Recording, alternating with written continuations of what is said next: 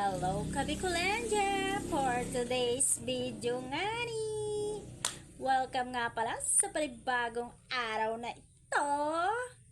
Ay, huy! A day in my life as a Marites, nyong kumare. Ay, huy!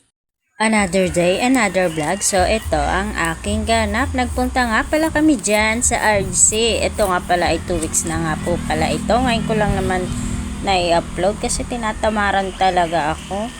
Yan, puntahan namin dyan nung nakaraan si Tatis. Hindi pa po opening yung sa mga oras na yan. Pagpunta namin. Pero nung opening na, nagpunta na kami dyan. At ito, fast forward, syempre, nakauwi na kami dyan. Galing Palengke. Ayan, itong tricycle na sinakyan namin. Abay, kung saan naman na kami yata nito dinala. Pero maganda naman at naka-joyride. Ang ganda naman ng daanan. Dito po yan sa Mabilo Uno pa rin. Papuntang school sa likod. Tapos yan, pabalik na kami syempre. At ito, dahil tapos na, maghapon na akong nakagawa. Patulong naman ako kay Kuya Nunoy ng paggawa nitong haligi ng aking ginagawang tiritinda-tindahan. Tinanggal nga naman ulit namin dyan yung kawayan at ayaw naman ni Jowa Kels ng kawayan. Gusto'y kahoy. Ang arte, kala mo siya ay ang matinda.